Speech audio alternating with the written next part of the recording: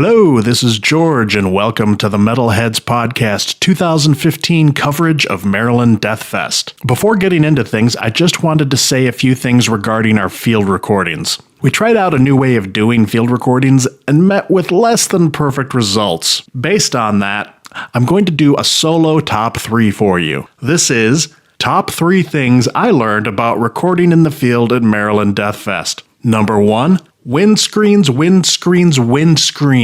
We were each carrying a Zoom H1 portable recorder so we could report from the show, but I neglected to bring the windscreens for them, and as a result, some of the outdoor recordings have some serious wind noise. Sorry about that. The worst of it only lasts a few minutes at a time, so if you wait it out, things tend to get better. 2. The second thing I learned was that I really should have earbuds plugged into the recorders so we could monitor how loud or quiet we sounded. Some of the recordings Buke blows out the mic by being too loud, and in others the people talking just aren't loud enough.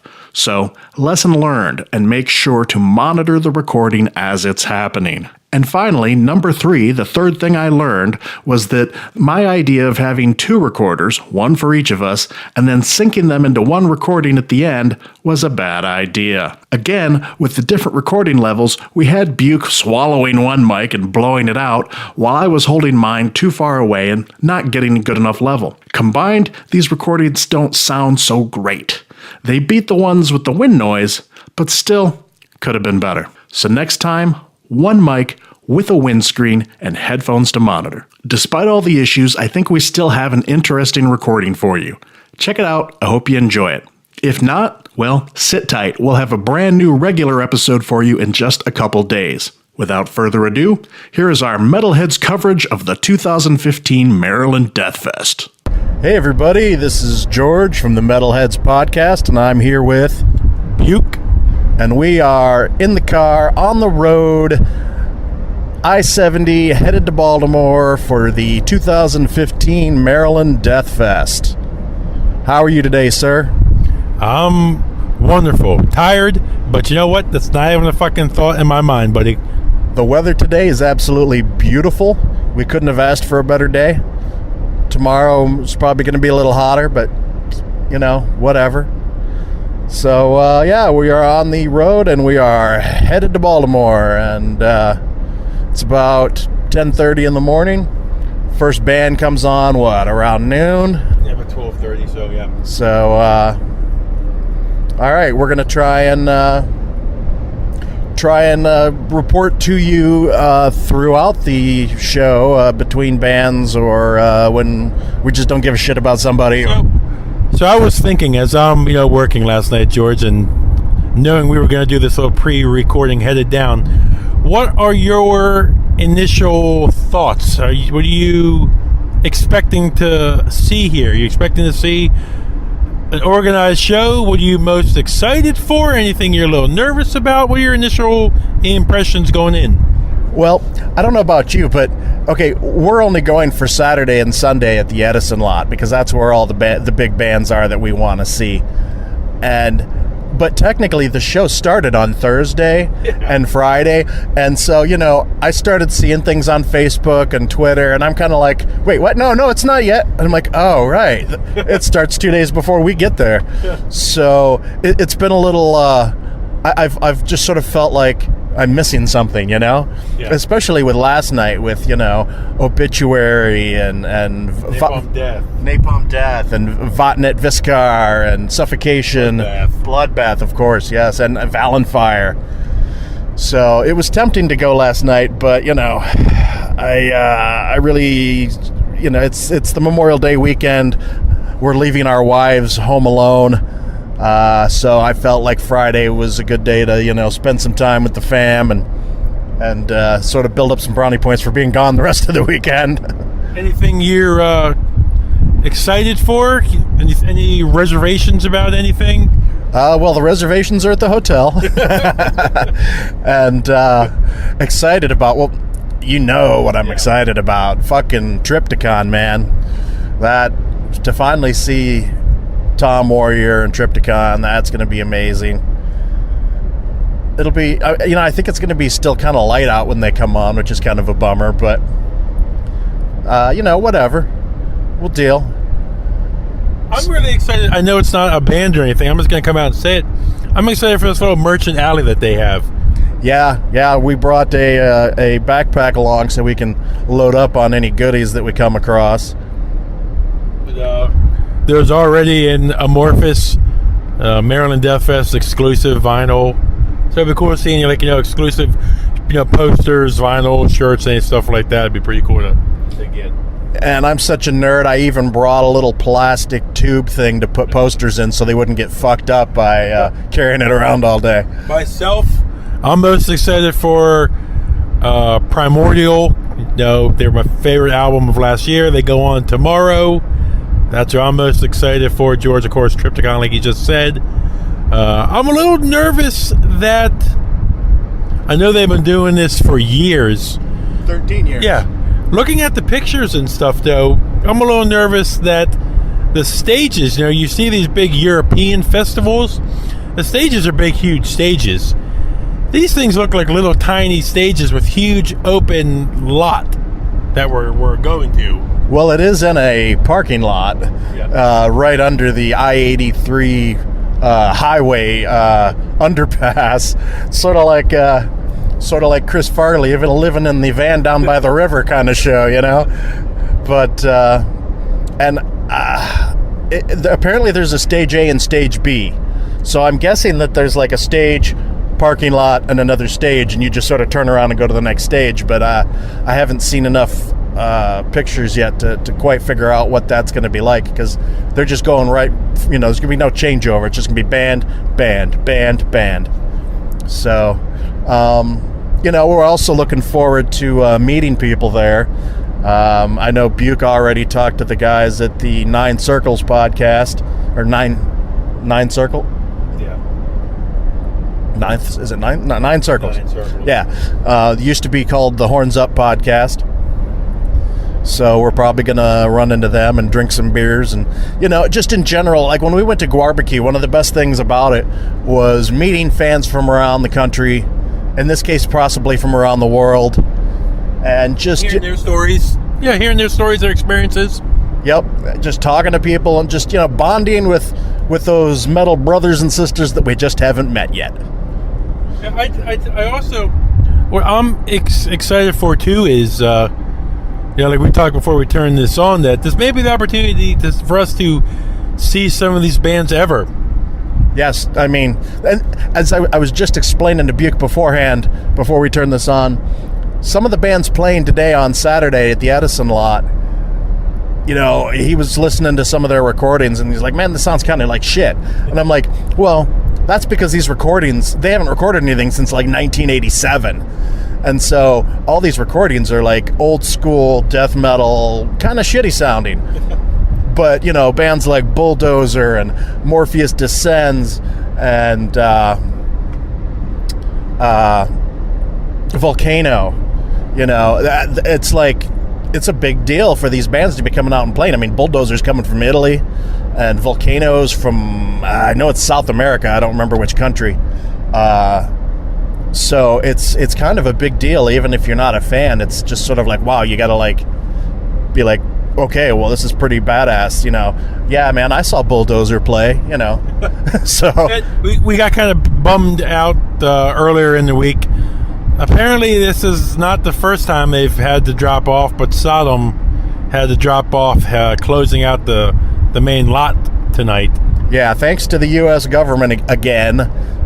So many bands have to cancel tours, drop off tours or shows because the U.S. government can't get off their ass and issue their visa so that they can come over and play.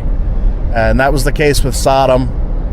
And so Razor is going to be headlining today, which I'm sure there's a lot of rabid Razor fans out there, and they're not bad. They've been around for a long time, but I've never been much of a fan, and it's a little weird to me that they're headlining. I mean, that's... I could Triptychon would have. I could see them headlining at like Ram's Head or Soundstage, but at the Edison lot, yeah, I would have, or even Arcturus would have been is probably a bigger name as far as I'm concerned. But whatever. I think they'll probably be good. I was listening to some yesterday and going, yeah, I remember these guys. You know what has me the most excited? It just came to me when you were just mentioning bands there, is that, you and I have been to the Ozfest and the Mayhem Fest. You get a lot of the poser kids there. You mean like us? So here is going to be, this lineup is a metal lineup. This is a, true metal fest. No metalcore allowed. Exactly. So you're not going to get those high school kids. You're going to see them here, but, as we say on the podcast, I'm expecting a lot of Brazilians to be here. Oh, fuck yeah. It's going to be a very, very South American bullet-belted fucking jean jacket with patches kind of day, I bet you. And they're going to be out. And I'm going to feel like a pussy next to these guys. But, what can you do? I was telling Buke the other day, actually, when I was at M3 with my wife, and I was looking at all the people there with their jackets and their patches, and I was like, we really should. We've discussed this before, but we really should get like a vest and put patches on it and shit. Even though I'm an old fucker, and just for fun, just to, I'd probably only wear it when we go to shows. They'd be rather large vests for both of us. Yeah, I was even thinking going like leather. I saw a dude at the M3. It was more of a biker thing, but it had patches on it. I was like, that'd be kind of sweet. Different. At the very least, I'd have to go with black denim. Blue denim is just not really my thing. Even though my jean jacket from back in the day with all the patches was a blue denim jacket. Do you have a back patch you would go with? I was trying to actually decide which way I would go with that. I was like, would I get a back patch, or would I just put a shit ton of patches on the back? I have one already planned out. The Opeth Still Life back patch. Nice. It's already on my eBay watch list. I'd have to see what I could find. I'm pretty sure I have a Woods of Ypres patch. I'm not sure whether... I haven't looked at back patches for fucking decades, so I don't even know. But if I had the choice and they make one, I would probably go with the Woods of Ypres back patch. You had some communications with a Woods member this week? Yeah. I had ordered Wanderer on the Continent of Saplings CD from Throssenblatt off of Bandcamp. And when I received my copy of the CD, Joel, pretty much the main guy, does everything, or most everything as far as I know, had sent on along a little note saying, hey, thanks for the support, and he signed it, and I was like, swing! I was pretty excited about that, and so I posted it on Instagram and Twitter, and was like, hey, a picture of it, and I was like, hey, check out what I got. It'd be really cool to get Joel on the podcast. And I posted that a couple of weeks ago, but apparently Joel came across it and wrote back and, said, hey, thanks, and, let's do this.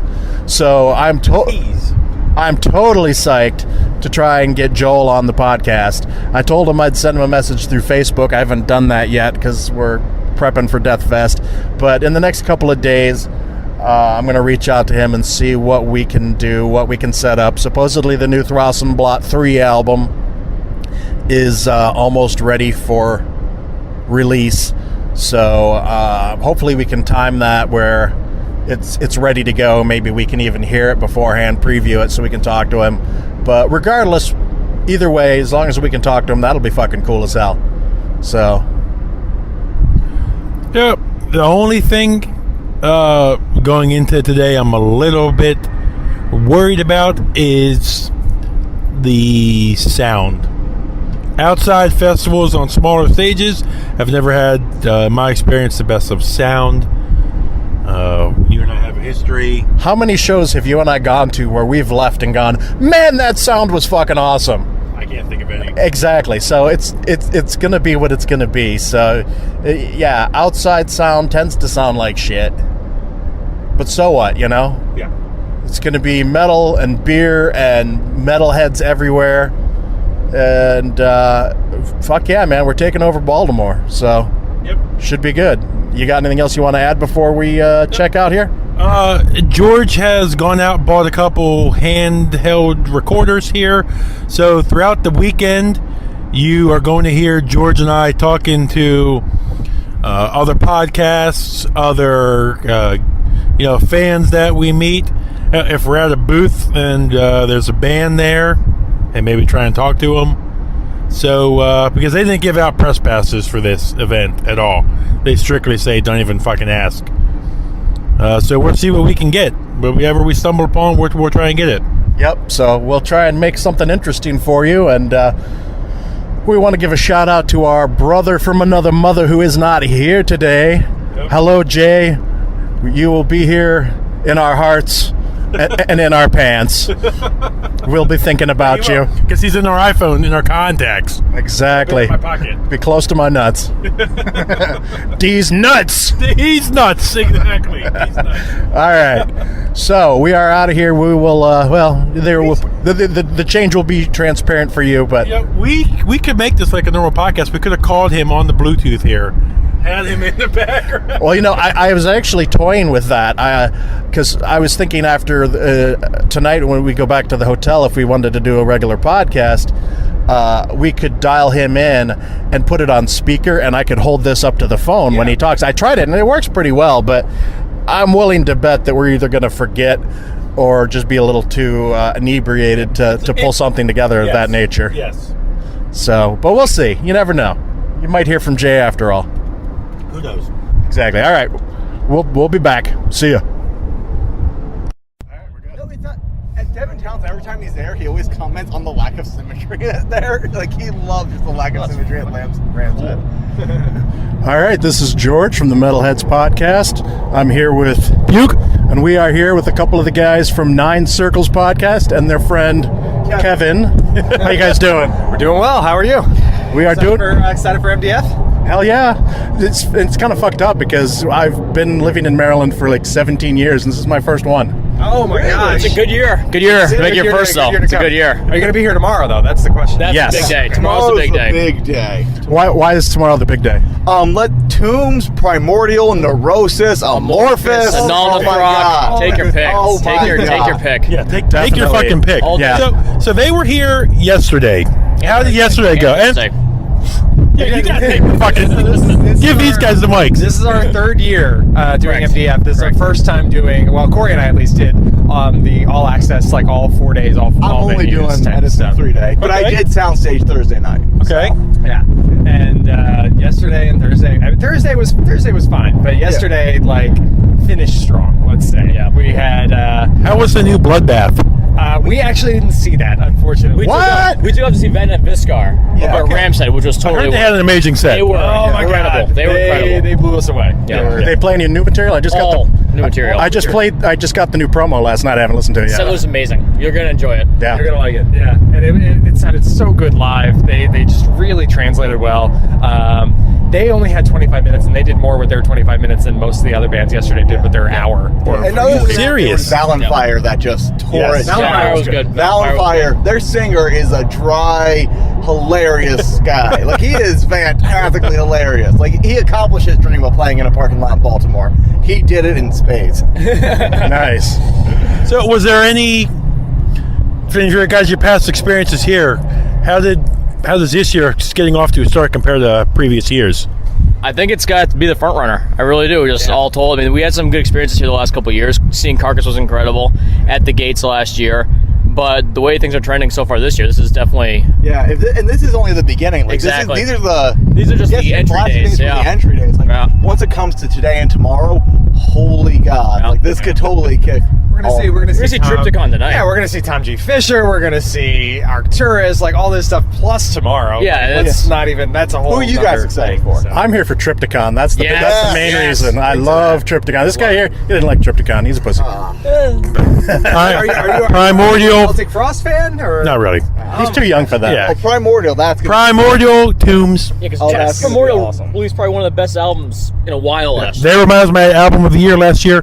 This guy heard Triptychon's album last year, instantly said as soon as he heard it, album of the year. Yep. Like he dropped the mic, walk away, album of the year. They're both my top. there. They're both It my was top up there. 10. It was Yeah. close. My It top wasn't 10. Panopticon, but it was Panopticon close. was good. Yeah. Hassan's pretty cool. Hi, Hassan. Hassan. There's our other buddy. Oh, there's our other buddy. Hey, we're doing a live recording here for the podcast. Cool. Hello. How's it going? How's everything going? Say hi. Great, I'm having a great Deathfest. Were you here yesterday? Yeah. Awesome. Saw Cyanide, Master. How fucking unprofessional is this? Hold on. Ton, you want a beer? That's our fucking third mic. I'll call him back. Go ahead. What was I going to say?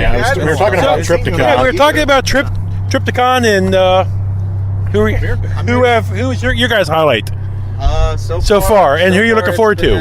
Funebrum, Cyanide. Don't forget fucking Mob Deep. Yeah, Mob Deep. Oh god, Fucking Mob were Deep. excellent. They were fantastic. Yeah, they were. Conan killed it. I heard that. Oh shit, what was that other band? Three-piece band from How was YOB? Yob? Yob. Excellent. Yeah, they were beautiful. Yob's dope. We missed Yob this time out. We saw them last month and 2 months ago. They opened for Enslaved. Yeah. And they were fantastic. That was a great show. Right on. Today I'm looking forward to Triptychon. I'm a huge That's what we were just talking I'm about. a huge Celtic Frost fan. So, Wow. Nice tattoo. yeah, can't wait to see them and Razor today and Are you guys a little surprised that Triptychon after Sodom couldn't make it? The Triptychon's not getting the headline spot? Well, Triptychon had to pull out last year, and there was not because Giger passed away. Tom G. Fisher was a miss. There was no way they were going to miss it this year. Like, come hell or high water, you knew And they already had that organized. Like, the way this works here, they can't just pull something out of their ass last minute when a band falls through. They have to just work with what they have. They already have the lineup organized for months in advance, so they're not going to be like, well, let's move Triptychon here. They just do what they can. Yeah, it worked out. The band Solstice is touring with Master, so when Sodom dropped, Solstice is around and they took the spot. But That makes sense. now it's a predicament because Razor conflicts with the band Adversarial, who are awesome too, playing at Ram's Head. So I'll probably watch Razor and then make some time to go see Adversarial. But Yeah. How do those, since this is George, as you know, again, we've lived here our whole lives, never fucking made it here. We're posers. But when this Edison lot closes, do the times start to overlap when you got to choose who you go to? Because We had to choose last night. yeah, Soundstage and Ram's Head go later. Ram's Head usually the latest one to close. Yeah, right? They're usually Ram's going Head to opens at 10.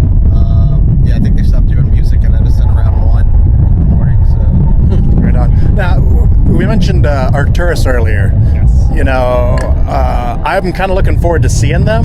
However, they don't really sound. Have you heard the new album? I have. I enjoy the hell of it. But at least me personally, I'm loving bands that are not just one set genre. And Arcturus is like this mix of black and prog, avant-garde, almost just even hint of like garage rock, and it's fantastic. Yeah, I've been trying to get into the new album, and I'm like, I don't know. I mean, some of ICS Vortex's singing's kind of not good, which is surprising because he's a really good singer. But that's what I like about it, because it sounds so weird. Like, it Yeah. really is. He's not hitting the notes perfectly, but it's like, He's never hit a note perfectly, let's be real. yeah. But it works for him. Okay, well, he's not hitting the notes moderately in some parts, but it's still fantastic. I totally all about it. Well, I hope they play some old like wintry gray kind of stuff too. Yeah. But Yeah. we'll see. Who else is playing tomorrow? Demolic. that's Neurosis. God, let's rattle them off. Thanafaxeth is at Ram's Head. Oh, the anal band. The anal band. And, Portal and Impetuous Ritual, that's going to be truly frightening. And Nelt Road, awesome grindcore band from Portland, their first East Coast show, so that'll be really Badass. awesome. Right on. Winter, Wow. Skepticism. Yeah, winter. I want to see that. And skepticism. Cool. Tomorrow's like both days. Like this is a good MDF this year. This is but, like, a very good MDF this year. things are definitely picking up today and tomorrow, and it's already been good so far. So How's the crowd turn out for this, guys? Is it packed? It's been good. It's been real good. Good. Yeah. Last night Last night at Soundstage was insane. Yeah, so Napalm Death was like 25 minutes late getting on, and literally everyone, I mean, I don't think anyone was still around at Ram's Head. Like, everyone had packed in, and it was just rampant. Were they at Soundstage? Yes. Yeah, we saw them at Soundstage back in January, and it was pretty amazing. With Vorvad, Exhumed. Yeah. That's good. Well, even Ghoul set things up nicely for him, even if there was an extended delay. Ghoul was fun. Ghoul kind of tore things apart. Hey guys, let me ask you, since you've been coming here for a couple years, we were talking about this on the ride down. If this keeps getting bigger and bigger and bigger, because this is pretty much the premier festival now for metal in the In States, the United States, it is. where do they move out from here? well, they're already trying to set up California Death Fest, which is like kind of it's October. It's like a 3-day smaller thing. Okay. They are branching slightly. I don't think they'll ever move headquarters, but they might make more of a Maybe M&T Stadium. Maybe. I would love an open air death metal festival. Wouldn't I that would be love an fucking open great? air. I mean, Yeah, I've the done. rumor for the longest time was they would move to Pimlico Racetrack or the fairgrounds when they were looking for a place outside of Sonar. But the Sedison lot is pretty great so far. Yeah, when you see like a Wacken or other festivals, you see your power metal next to your black metal. Which is awesome. It is, and that is. 'Cause I'm a big power metal fan. Is this crowd accepting of that? Do you guys think if they were to evolve it into that? I think they would be. do a whole bunch of different. I mean, look at how they took to Mobb Deep. Yeah. I mean, they were loving it. I think It's a Mobb Deep. If you look at it, I mean, it started off as straight death metal, but I mean, like last year they had, I mean, people went nuts for something like Soul Severe or something like Uncle Acid and the Deadbeats, and that's far from The year before that, they had the Melvins, and the Melvins killed it. So you have metal. Everyone here is very accepting of it. Like if Arcturus are gonna play the day after it was a strictly death metal day, I think that kind of says. Yeah, they've been branching out for a while now. I think your typical metalhead listens to stuff like grindcore or symphonic black metal. So I think they're definitely branching out in genre. It's not strictly death metal as it was years back. So long as they don't get Korn or Limp Bizkit or any of the new metal shit in here. new metal that's another category. As long as the metalcore stays away. That Deathscape will get that. Deathscape will get all the remains on of the the Kid world. Rock stage. Okay, well, anything else you have to say? We're sitting here, have some more beers. I'm already 3 beers down. I haven't even seen the fucking band yet. It's 12:32. Yeah, we still have to go get our wristbands. So. Yeah. Who cares about a I mean, fucking... definitely plug, 9 Yes, Circles podcast. please. Yeah, Yes, so plug away. 9 Circles just rebranded. We were Horns Up. It is www.9circles.co. At _9 Circles, Twitter and Instagram, Facebook at 9 Circles blog. We're podcasting, we're blogging, we're doing album reviews. It's good stuff. Hope you guys will check it out. And I'd also love to plug my production company, Visibly Shaken Productions, on Facebook at Visibly Shaken Productions, Twitter at VShaken. We have a new web series called The Shades coming out in the next couple months. Satirization of religious extremes to the nth degree. So, Co-host emeritus Kevin Davis. Well, Kevin Davis, everyone. Yes. Thank you. Right on. And gentlemen, you guys just want to plug a band or anything? I'll plug my promotion company, Ripping Headaches. I book shows in Baltimore and DC. One last thing. Let's go around. Album of the year last year. Fuck me. Mine, I'll say this. Primordial, Where Greater Men Have Fallen, was mine. Yeah. Followed by Tombs. I mean, I can give you an album of the year this year so far. Okay, go ahead. It's the new Tau Cross record. Yes. I dig that. I dig that with the whole It's like Amoebics and Away from Voivod. Baron and Away, and a dude from Misery and Warplague. George and I are pretty high on the Dodheims guard. Yeah, the new Dodheims guard's up there for me right now. So This year, I would say definitely Ilsa's Felon's Claw on A389 Records. Probably the best metal album I've heard so far. Really heavy cyanide worship, good Death and Doom album. Last year, I would say Horrendous Ectosis. yeah. That's a great how do you death say metal. that album? I never could figure it out. Ectosis. Yeah. Yeah. That's a great Yeah, that album, I found that right at the end of the year last year, and I messaged him when I heard it. It's It was a good mix of yeah. Swedish and Florida death metal. Yeah. The two guys both play guitar and they shred. It's like the Judas Priest of death You metal. know who I kind of like them right now, just released a new album, the new Entrails album. Yeah. Is a lot that's like really them a good lot. too. Yeah, it's really good. Yours? Last year, Panopticon, Roads to the North. This year, so far, I've really liked Tribulation, Children of the Night, and I really liked Olton. Their album Mode, they're like Swiss post-sludge heavy shit. Really, really good stuff. Dude, these guys are too fucking pretty for us, George. last year, definitely Panopticon's Road to the North and Devin Townsend's Casualties of Cool. It's not exactly metal, but Devin Townsend could do no wrong. That is a fact. And then this year, Arcturus' new album is pretty kick-ass, but that's just where I'm like. Yeah. Last year, hands down, Behemoth the Satanist. That album was a long time coming, and Nurgle fucking killed everything he wanted to do with it. This year, so far, I've been mostly impressed by their Vega and Freiheit's Stellar. Black metal from Germany. It's good stuff. Cool. Yeah. Oh, I would also say the new Noisome album, Blossoming Decay, great thrash metal album. It's the missing link between early Cannibal Corpse and early Slayer, and they're all young kids playing really awesome thrash. Right on. Yeah, they're from Baltimore. Well, to end this first row of interviews here, this is why George and I and all of us love metal, because 20 minutes here and we already made fucking friends. Damn right. So guys, let's cheers again. Cheers. And yeah, exactly. Let's have a great fucking metal. All right. And you guys. We'll be back. Sweet. Hello again. This is George, And this is Buke. and we are. What time is it? About 3:12 in the afternoon. So we're a little way into the show today. We're taking a little break, sitting down out in the parking lot. Thought we'd give you a little bit of an update. How you doing, Buke? Absolutely wonderful. Right on. So, for me anyway, the band so far that I've really enjoyed, Serpentine Path, they were fucking heavy as shit.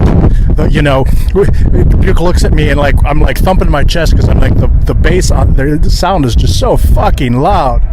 Yeah, every time, the fucking drums would hit or the bass would hit, it's like somebody's pushing you, right, standing right next to you. Yeah, it was fucking incredibly heavy. Start the, Deathfest for us. Yeah. And then right after that, we went over to the other stage, and Twilight of the Gods was on, and of course, that was fucking spectacular. Any thoughts on that one? You see these members from other bands, and all you can hear is, you hear Twilight of the Gods songs, but then in my head, I kept hearing Primordial, because, that's the singer from them. But, they sounded amazing. It was a nice break, because we know we're going to get a lot of heavy, death metal stuff after them. Yeah, and it's funny because then later, obviously tomorrow we'll be seeing, what's his name, Alan again? Yeah. Singing for Primordial.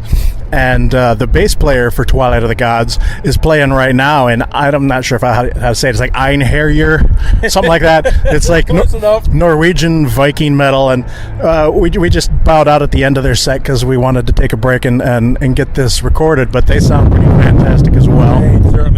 They certainly do. Walking in so far, there's probably, I'd say, 20 to 30 merch vendors set up. Any shirt you could possibly think of, for the most part. CDs, tapes, vinyl. It's a fucking merch reunion there. It's ridiculous. It's like I was telling Buke, it's like going into the ice cream store that has every fucking flavor and you don't know what to get. Sorry, George. The nice thing about this is you're not saying they're bad, but you're not getting the Judas Priest, the Ozzy. You're getting the heavy fucking shit here. Yeah, the really cool, obscure stuff. It's just like, oh my god, this is amazing. So, if you've ever considered coming to Deathfest and you haven't done it yet, you ought to do it. May I say this? The thing that's striking me that I'm liking so far is the laid-back approach to it so far. Not saying it's do what you want, but you walk in through the security, and George and I just passed a couple people in lawn chairs. The foldable lawn chairs. We got our large backpack here. We got our merch bag. And it's not laid back, Yeah, and they didn't really search the backpack too much. We could have brought in some pretty bad shit if we really wanted to. but we're not saying this is like a endorsement to bring in all your bad shit. We're just saying that it's not a police state. Yeah, exactly. But it's pretty good. The weather's nice. We get a little bit of shade from the overpass that goes right by there, and a lot of cool people. And we've talked to a few people before we were talking to the Nine Circles guys. We ran into Chris from DC Heavy Metal, and we've been through the merch booths. We talked to the guy at Vienna Music Exchange, and it's been a good day so far. We're a few beers in and just having a good time, enjoying the weather, enjoying the music. It's not as busy yet as I thought it might be. Well, it would have been a little more packed than it is now. I don't know what people are waiting for. Yeah, The day's done, though. Yeah, never can account for that. I don't know. A lot of people, they just show up for the end of the show. They don't want to be there for the whole day. But if this is it, though, it's not fucking bad. This parking lot we're sitting in is not even half full. Yeah, it would have been nice to park over here. But then you got to drive back. So we used Uber to get over here, which was pretty damn cool. Yeah. And so we can drink all the way along. Anything you don't like so far? No, I'm having a blast. I went to the what was the name of the pork place?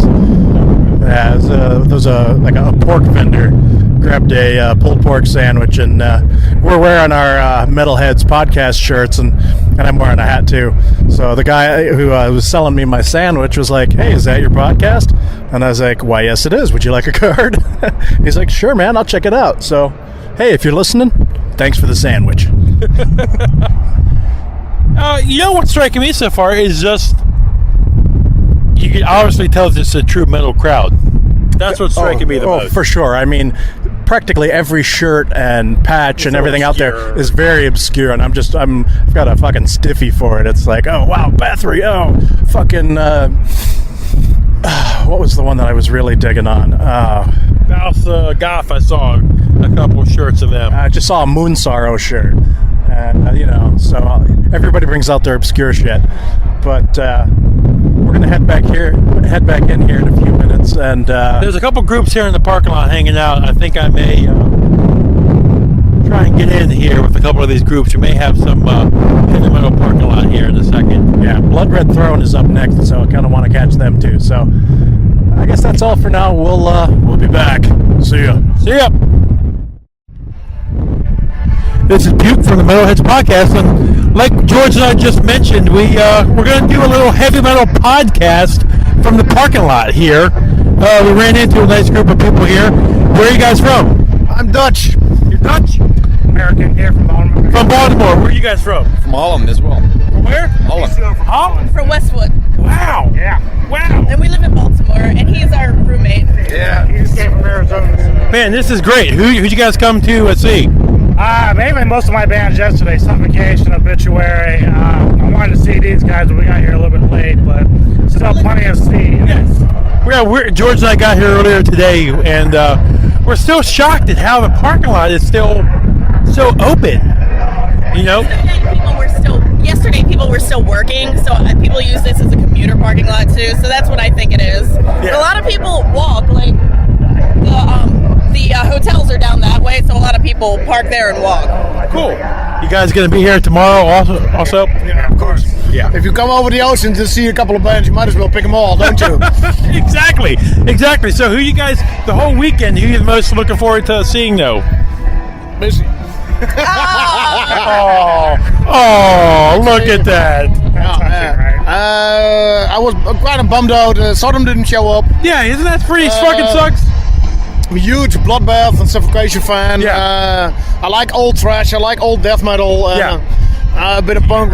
DRI. Turn around, Tom. Turn around. Let me see what you got. Oh, DRI. Yep, that's nice. I have one like that. That's pretty nice. The two of us are the West Frisian pit crew. So man, that's pretty nice. With my arms. Look at these guys. Like a blue. You're crazy. Napalm Death last night was very crazy. It was pretty crazy, wasn't it? Yeah. Yeah, it's my head. Are you serious? Yeah, we saw a Napalm Death soundstage probably back in January. Yeah. Yeah, they're pretty cool band. That was the most violent pit of the fest so far, I think. Napalm Death, really? So far, just those little tight corners, people jumping on other people, jumping on other people. No one died yet. Yeah, I think it was like a hardcore show. That's how the kids are today. When we saw them on in January, it was a completely different vibe. Everybody was just kind of like around headbanging. But last night they were climbing over people like Spider-Man to jump off the stage, and I had to get. I'm like, I'm not gonna get stepped on here. And they're my favorite band. And I was like, right up front, I gotta go. Cool. Well, thanks for giving us your time, guys. Hey everybody, it's George and this is Buke, and it is the wee hours of the morning after the Saturday Maryland Death Festival show at the Edison lot. We figured we'd give you a recap of the day before we turn in tonight. Last we spoke, I think we were out in the parking lot, and we stumbled upon the group of fans who I thought it would pan out to be more than it was. Yeah, well, I just want to point out before that, Buke got totally like dissed by a group of Brazilians. He went over and was like, "Hey guys, yeah, can we talk to you about the podcast?" And they're like, "Okay." And he's like, "Can you podcast? Can we talk to you?" And they're like, "No." And the one dude was sitting in his trunk, and we were like, "Okay then, Yeah, see you later." Yeah, because a lot of people, the admittance, you could come and go as you wanted, and a nice huge parking lot right adjacent to where the Deathfest was being held, but there wasn't a lot of people hanging out in the cars, surprisingly. Yeah, like probably a lot of people like us came in, by walking or taxi or whatever. Yeah, probably not realizing there was that lot there, but whatever. That's not why people are fucking listening to this. So that failed. Right. So, we talked to some people, and then we went back inside for Blood Red Throne, I believe it was. Yep. And that was a pretty crushing set, I thought. I didn't realize they had a new singer. I didn't realize that. He looked a little bit like a friend of ours.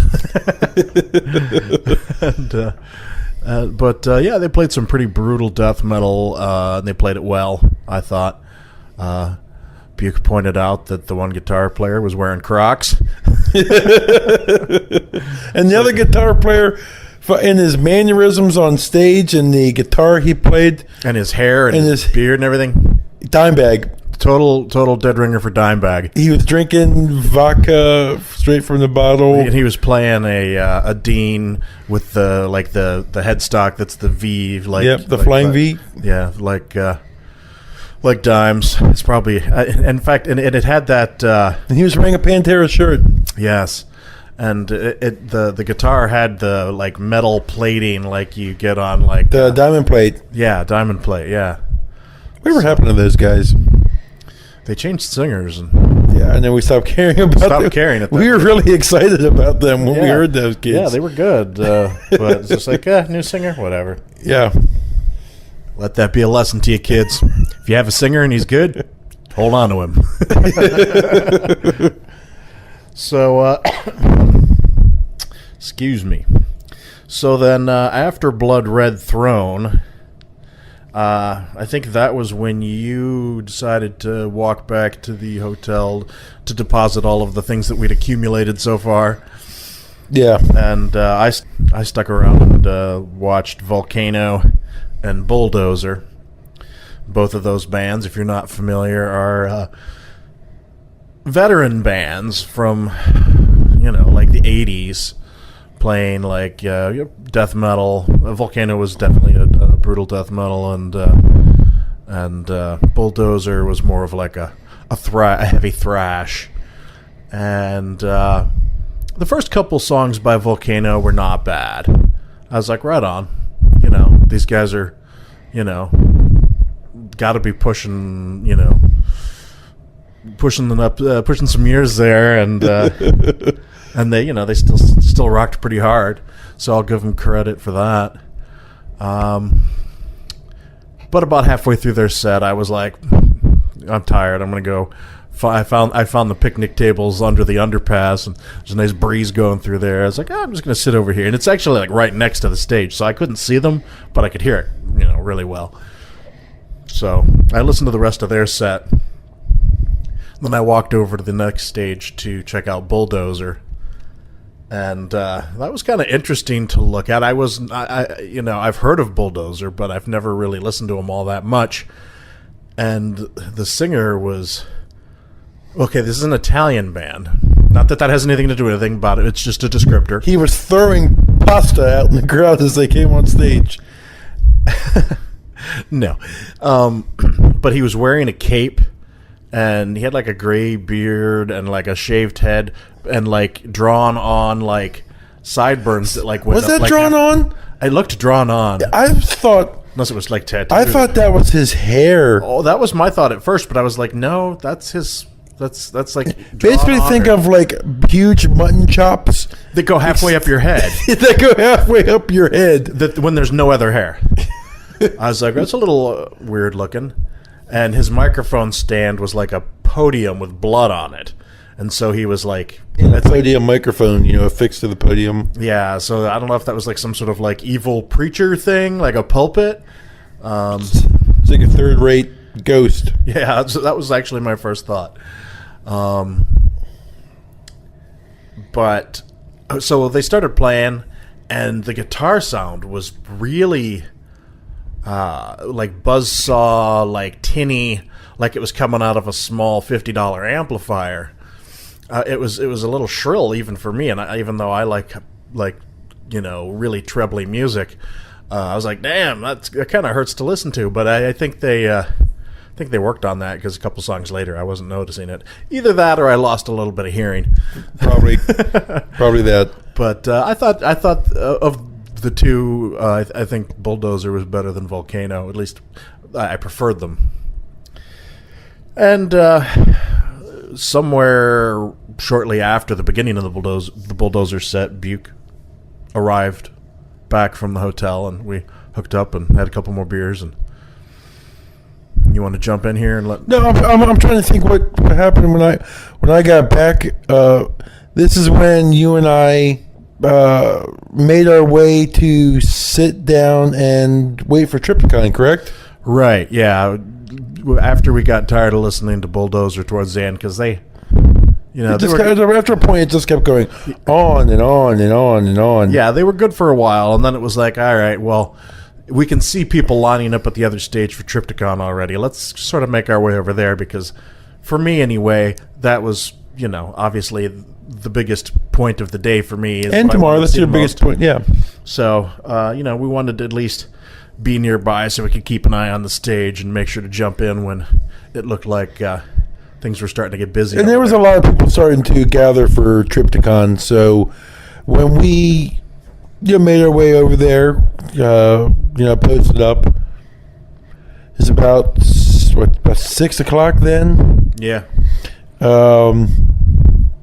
Still broad daylight, which it wasn't how we wanted to see Triptychon, but no, I think their set would have been so much more dramatic had it been dark.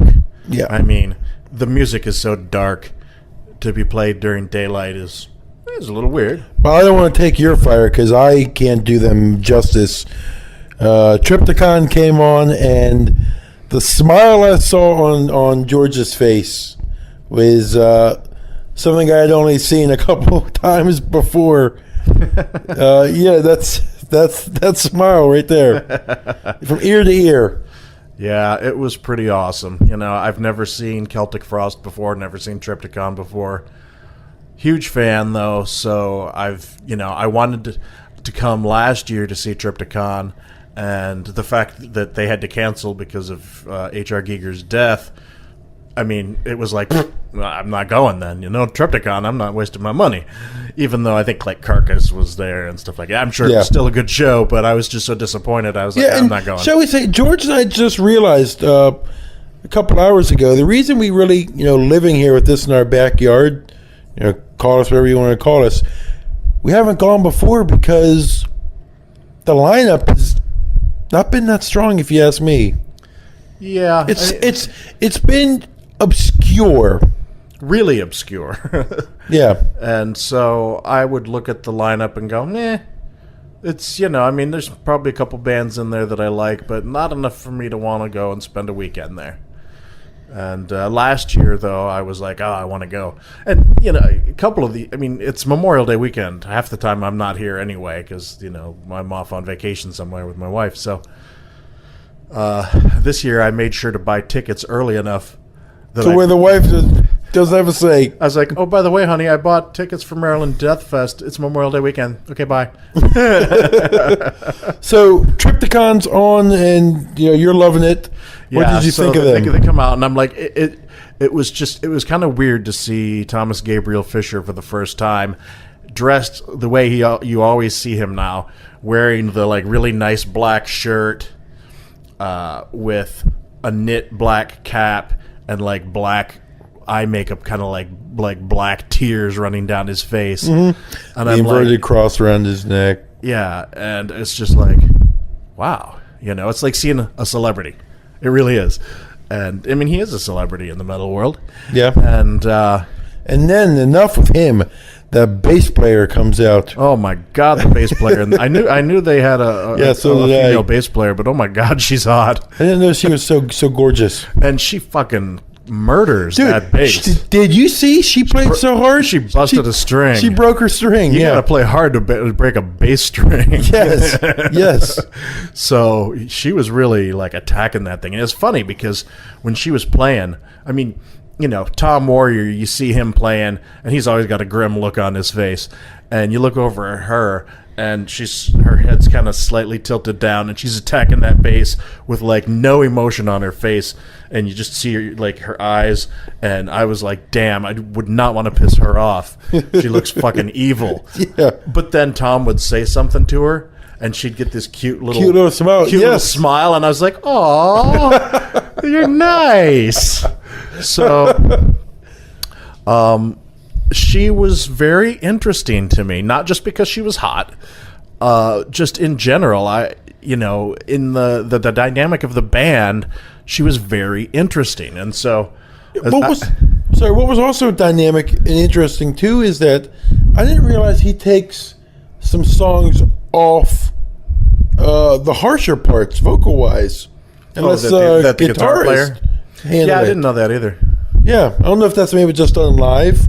It could be. Have to look at the liner notes and see. Yeah, but on the whole, it was a pretty awesome sound. Set. Was perfect. Yep. Only song I recognized was the opening track off of their album. Yeah, they played a couple songs from the first Triptykon album, a couple songs from the latest Triptykon album. When they played, as like third or fourth song in, they busted into Celtic Frost's Circle of the Tyrants. Up until then, I was like, okay, we were, I don't know, about 10, 15 feet from the stage. And up until that point, I had my camera out, I was taking some pictures, and then I was taking my phone out and taking some pictures. As soon as they started playing the opening notes of Circle of the Tyrants, the place fucking went batshit crazy. And it was like, all of a sudden, that like, you know when you're at the beach and you walk up to the ocean and you're like, walking into the ocean, and all of a sudden you get hit by an unexpected wave and it knocks you back? That was like the pit just erupting in this roar of humanity that just fucking... And in that roar, a guy on crutches is crowd surfing past us. And everybody thought that was... everybody around us was like, that's so fucking cool. That guy's got balls, man. Yeah, so you got to take some balls to crowd surf when you need crutches. So, and, you know, there were women crowd surfing and all kinds of annoying people crowd surfing. I say annoying because the point that they would put them back into the crowd would come right in front of us. And so, like, half the set, we got people running in front of us, pushing us out of the way. And it's like, fuck you. So, but anyway, so yeah, the pit just, like, took off like crazy during Circle of the Tyrants. And I was, like, in the middle of trying to take a picture, and all of a sudden I'm like, whoa, and almost knocked off my feet.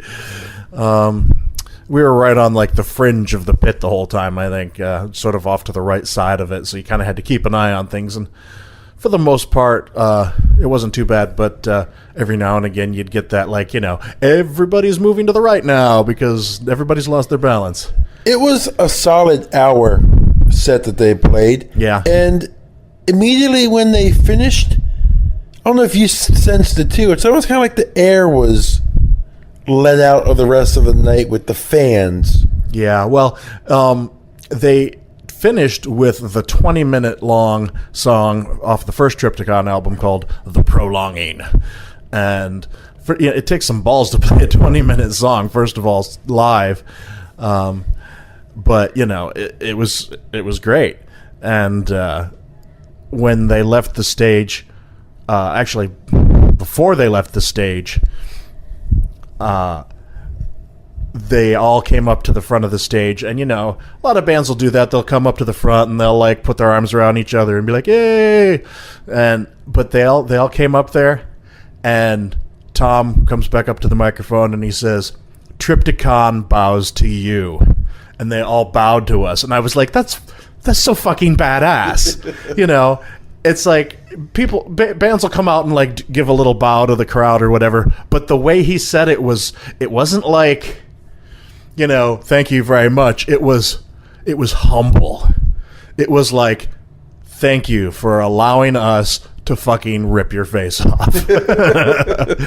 And I was just like, I love him so much.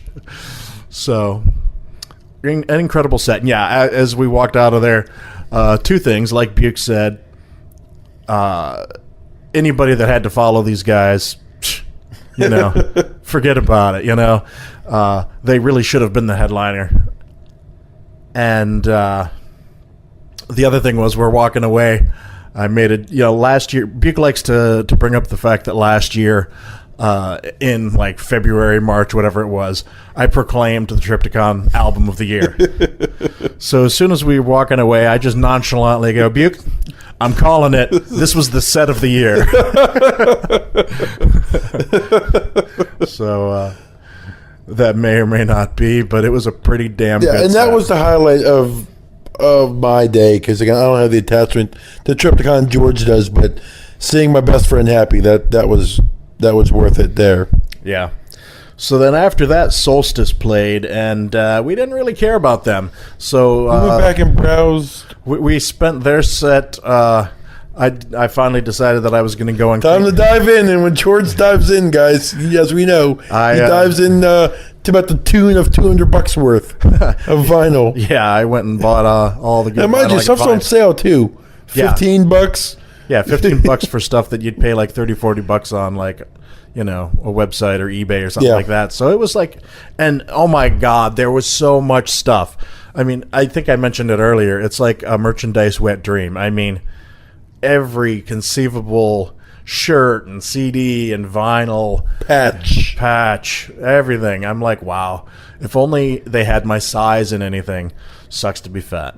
Yeah, I could probably like lose like 15-20 pounds and get into a 2X, but well, we'll see if that happens. Yeah, but the cool thing about the vendors is they seem excited to, of course, you know, make money. Of course. But, you know, all very nice setups. Yeah. Relapse was there. I spent a mint at Relapse. Nuclear Blast. Our friend, Vienna Record Exchange. Vienna Music Exchange. Vienna Music Exchange, I'm sorry. Yep, I picked up a Candlemass Lucifer Rising vinyl off of him. Yep. And Omega was there, and Crucial Blast, which we're going to hit tomorrow because there was we just looked at so much vinyl. Yeah, it was pretty cool too. It took me back to the days of the computer show. Yeah. At Fairgrounds. I used to go my whole life growing up, when it was just tables upon tables of one porn, which of course I don't have here, but oddly. Yeah, tables and tables and tables of just metal stuff. Yeah. Just vinyl. Boxes upon boxes. You know, we're all used to, listeners of this show, like George and I have spoke about in the past, we're used to, there's a little rack over there. It's about one box, wide. That's it. It's got an Iron Maiden and a Dio Motorhead and a Dio and Metallica, a Slayer album, and that's it. Yeah, here is A through Z's taking up 4 tables worth. And so much stuff that I've never even heard of. I say something like that, and I'm not trying to come across as like braggy or like self-righteous or arrogant. Mm-hmm. But I pour over this shit every fucking day. I mean, it's like my job, except I don't get paid for it. But it's my addiction. Now, I will say too, George did about 4 or 5 times have to take out his phone and check. Do I have this? Do I have this? And every time I did. Good thing you checked. Getting old and forgetful. So, yeah, that's how we spent. What's that band? Solstice? Solstice, yeah. Yeah. And after. Now, mind you, though, they have the sound cranking when you're inside the parking lot. So it's as if we are hearing them. Yeah, I mean, perfectly. We were directly across from them, so other than the like tarps that they throw up on the booths, there wasn't really much blocking it. So it's not like we were missing the sound or anything. You could still have to scream over it to talk. Yeah. So then after that, we went back out to catch Arcturus, and this was a weird one. Yeah, Buke wasn't really interested in this at all to begin with, and I was like, dude, I got to go check these guys out. I mean, I've always sort of preferred the earlier, more traditional black metal before they went really avant-garde. Though lately I have been kind of digging some of the more avant-garde stuff. It's probably listening to all that Dodheimsgard. But and like the very first song, I was like, "Oh man, he's out of key or something." I was like, "Damn, that sucks." But when I heard it at first, not really, because we do have a new album, promo. When I first heard them, I thought, not knowing them, I thought, man, it's a cool little folky, folk metal sound that they have. But then he starts with the avant-garde singing and. But by the end of the first song or end of the second song, I look back and Buke's kind of banging his head a little bit, and I was like, "You liking this?" And he's like, "This is pretty badass." And so I was like, "Right on, he's getting into it. That's cool." I was like, "I did not expect that." By the second song, it did get a little better. ICS Vortex, the singer, he looked like somebody from Duck Dynasty. Yes, and he had his hands in his pockets. Steampunk goggles. Yeah. Real weird that he. It's like just kind of casual. Who's that guy? The comedian that's the hillbilly, not the redneck one, but he's like somebody, like Joe the janitor or somebody the garbage guy or Billy Bob. Oh, Larry the Cable Guy. That's it. He looked kind of like Larry the Cable Guy. I was like, huh, okay. But, they had a violin player and a keyboard player who looked, I was like, is that Don Svano? I thought it might have been. It's just weird because my excitement, and again, this avant-garde, metal is very new to me. Yeah. I have taken to the Dodheimsgard. I like it, but it's still, again, it's a work in progress. And I liked them when they first were Arcturus, right? This band we're talking about. Arcturus, yeah. Yeah. I liked them at first, but then as the set goes on, it's like, maybe I'm not ready for this yet. That's the problem with some. It was weird. The way I describe it in my head, I tell myself, it's like, hey, this is like vocal prog metal. Like, they throw in weird solo over here and weird drums over here. Well, there was one song they did that it sounded like something off of Pink Floyd's The Wall. The way he was like, it was like when Roger Waters is like, in this like near hysterical scream. And I was like, but he would go from like "yoo" to "whoa." It's hard to. Yeah, he would just do stuff for the sake of being weird. Mm-hmm. And it's like, all right, I can dig that for a song or two, but like a whole set, it wears on me a little bit. Yeah, and the crowd just seemed to just sit there and take it. They didn't seem. No, they seemed to like it. I mean, said I wanted to hear some Wintry Gray. I like the Aspera Heims Symphonia album. That's one of my favorite old school black metal albums. I will say what impressed me, Hellhammer. When he that's my first time ever seeing him. Drumming motherfucker. When he lays into the fucking kick drum, the bass. Yeah. Holy shit. I bet somewhere out in the Twilight of the Gods camp, Nick Barker was going, wish I was allowed to play like that today. Yeah, speaking of that, we've seen two amazing drummers today. Yes, we have. Two of the best in the genre. And it's funny because all these people are like in different bands that are playing here, the singer for Twilight of the Gods is also playing tomorrow as the singer for Primordial. The bass player for Twilight of the Gods is also played today in Einherjar. I don't know how to say it. And you were saying the Serpentine Path guy was also in. Winter, who's playing tomorrow. So there's a lot of it's a lot of, hey, we signed one, but we get 3 from that one band playing. Yeah. So and after they, go back to Arcturus, after they finished, we went back to look at vinyl again. Yeah, we went back to look at vinyl again because we were missing some stuff. Yeah, I made another purchase, and I despite my misgivings, I bought the new Arcturus vinyl. All right, yeah. As we were walking by, I said, "Oh, look, George." Yeah. He goes, "Damn it!" All right, here's $26. Give me the damn thing. You're coming home with me.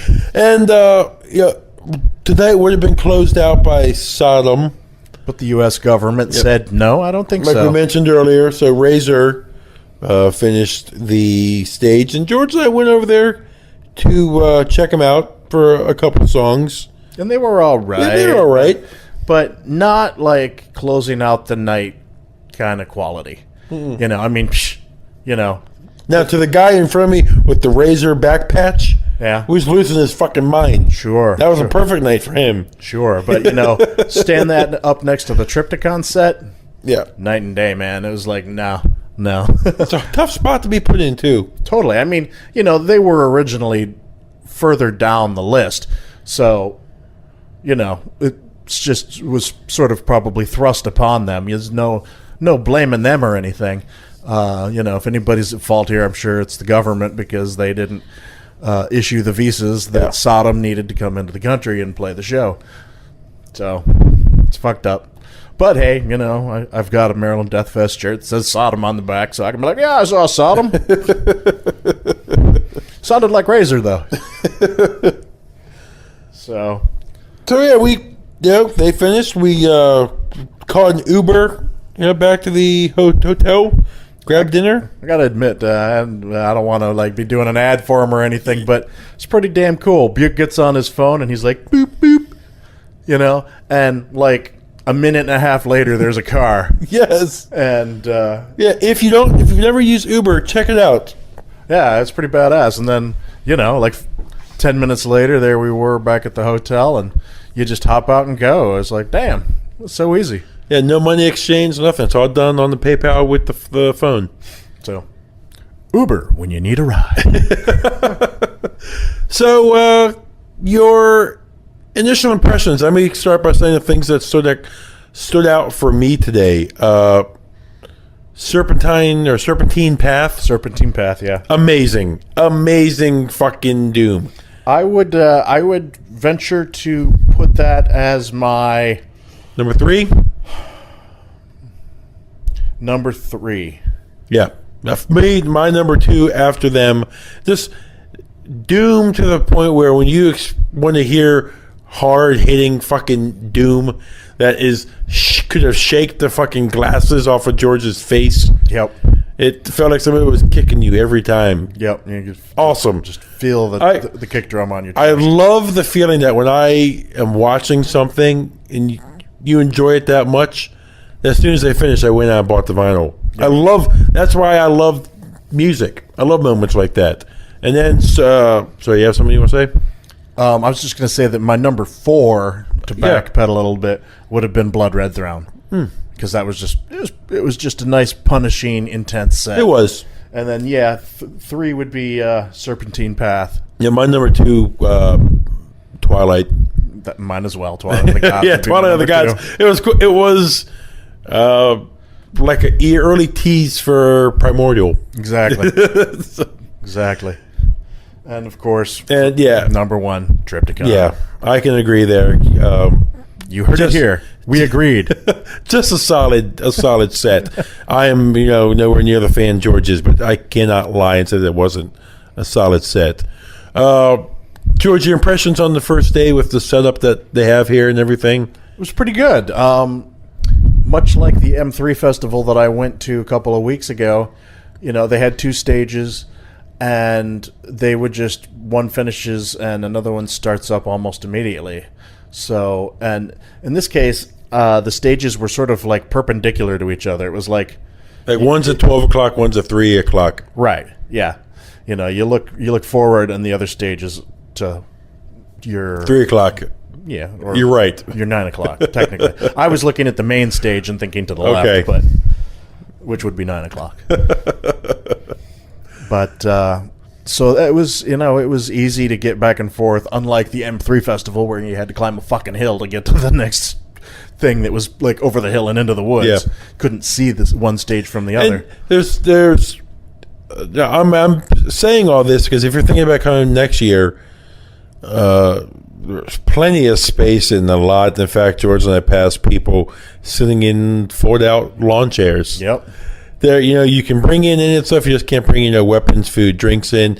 There's plenty of food trucks here. Yeah, I had even some vegan food. options. I had lamb tacos. Yeah, today. Got a pulled pork. It was Yeah. good. Yeah. And hey, if you're the, I already said that, didn't I? If you're the pulled pork guy that I gave the card to, hope you're checking this out and enjoying it. Thanks for giving me $1 off my drink when I came back. And we're gonna go check it out again tomorrow. The vendors are awesome. Yeah. Lots of people buying CDs. Surprising. Yes. And there were a lot of CDs there. A lot of seeing people were buying them. It's fun. I wonder how much they were. CDs, I didn't even look. Because if they were cheap, I might go and, look for the ones that I want FLAC files. So, like, if it's cheaper. They do the same fucking thing. But I bet they're not. I bet they're still like $10 a CD. What if they're $1? If they're $1, I'll fucking load up, man. But I don't think Buke, go for a walk. Yes, Mule, come here. Buke was a hell of a guy today, and I loaded him down with. I mean, how many vinyls did we pick up today between the two of us? Mostly me. 25 vinyls. Yeah, and he's Relapse gave us a nice tote bag, and he's just hauling these around for the last 2 hours of the day so that I don't have to in my old decrepitness. Yep, I'm just trying. Mostly because he doesn't want to listen to me bitch about it. You know me well. Yeah, I've been trying to make this weekend smooth sailing for George. My bones are old, and what is that from? I can't. It's like Monty Python or something. But I was impressed. Yeah, the staff has been friendly. Everybody at all the different vendors. Was great today. Yeah. Tomorrow, though, I will admit, today my excitement, wasn't super high because a lot of these bands I just don't know. Yeah. But tomorrow, George, is the fucking day we've been waiting for. Yeah. Well, I know you saw your trip. You saw your Triptychon. Yep. That's funny. We're each seeing our number one from last year. I just saw it. We are. Yeah. Interesting. And my number 2. Who was my number 3? Machine Head, right? So they're not here. Anyway, yeah. Well, in the morning we'll get up and we'll talk about tomorrow's lineup. So, unless you have anything else, I think we will wrap it up for the day. Well, technically it's 2:30 in the morning, so we'll wrap it up for this morning. Just it's gone better than I thought it would. The weather was perfect today. Yeah, it's supposed to be 10 degrees hotter tomorrow. Can't wait for that. He said sarcastically. Yeah, but it's been a fun day, but it's my only negative I have to say is the music is so loud and there is not a break between bands. It's just a constant barrage all day. And it's hard to have a conversation with other people. It is. Because that wall of noise is just... Yeah, it would have been nicer to be able to have more conversations with people at the show. Yeah, believe me, I've been trying the whole time. But there's just no breaks to do so. And, you have to literally leave the venue and go out across the street and into the parking lot over there to get far enough away to talk. So, yeah, it just wasn't as convenient as we had hoped. But, tomorrow, I think before we head out, we'll probably do a preview of what's to come, and then the guys want to meet us again in the parking lot the before. Nine Circles guys will meet up with them and have pre-brews So, all right. So that's it. So I'm out of here. We're out of here. Yep. See you tomorrow in the morning. Bye. Hello, everybody. Welcome back to the Sunday Maryland Deathfest show at the Edison lot. Well, welcome back to our continuing Deathfest coverage on MNN, the Metal News Network. We have transitioned now. We left the hotel. The nice thing about Deathfest is you can come and go as you want, like we mentioned on earlier episodes. So we are parked here now. Yeah, so we can come out, we can put in more vinyl into the car so that it can bake in the heat. Or if we're baking in the heat, we can come and turn on the AC and keep the vinyl cool. Like I said, we can cool off ourselves. Cool off, sit down in a padded chair as opposed to a picnic bench. But yeah, so here we are. Yeah, can I just say something first off? By seeing these security guards walking in, did you see one of them yesterday start crowd surfing? Yes, I thought that was hilarious. I was going to say something about that and I forgot. They're moshing, they're crowd surfing, they're fucking... I thought maybe he was like pissed off going after somebody. He's like, I'm getting on top of the crowd and I'm gonna get you, fucker. But no, it pretty much looked like he was crowd surfing. That's funny. It's kind of laid back. And yeah, chill, exactly. So yeah, here we are, and we're waiting around. Doesn't look like the Nine Circles guys are here yet, but guess we'll hook up with them when they get here. And can I say that there are some attractive females here this weekend? If you're listening to this and you're one of the attractive metal girls here this weekend, great job. You're looking good. Yeah, ooh, that one right there bending over. Nice. Okay, then. Okay. So, so what do we got today? Okay, so the first band going on that we're probably going to skip is Pro Sanctus Inferi. And I don't know these guys. Wow, they're not on till 12:45, so we still got another hour. But I picked up a couple of their albums. I listened to them, and I was like, meh. He's all right. It's just like extreme, brutal, technical death metal-ish. Technical death metal makes me think more like Alkaloid or something. It's not like that. But just like really loud, noisy stuff that didn't really interest me all that much. But, if they sound cool, might check it out. But, of course, after that... This is probably the band I'm second most excited for the whole weekend. Yeah, me because too. This is Tombs. George, was instantly raving about these guys when he heard them last year. I, of course, didn't listen to them right at first. I trusted him like I always do, and I bought the vinyl, purchase unheard. And they became one of my favorite albums last year. We're now one of my favorite bands. Yep, that was my number 2 album last year. And we were talking to the Nine Circles guys. They said they saw a show of them up in Brooklyn, was it? Yeah. They said they fucking tore it up. They were amazing. So it's really kind of a bummer that they're so early in the day. I mean, they're playing a 40-minute set, but... Do you think a lot of people here know of them? I don't know. I really don't know. I mean, as good as they are, you would think so. And, the few people that I've talked to are all like, oh yeah, Tombs, so... But I don't know. I mean, given the way yesterday was, I expect it's going to be pretty dead when they play. Because probably. It didn't really pick up yesterday. To like 4 or 5, right? Yeah, it was like when Bulldozer came on was when it really started filling up, like somewhere between Volcano and Bulldozer. Yeah. And yeah, that was like 4 or 5 o'clock, so I don't know.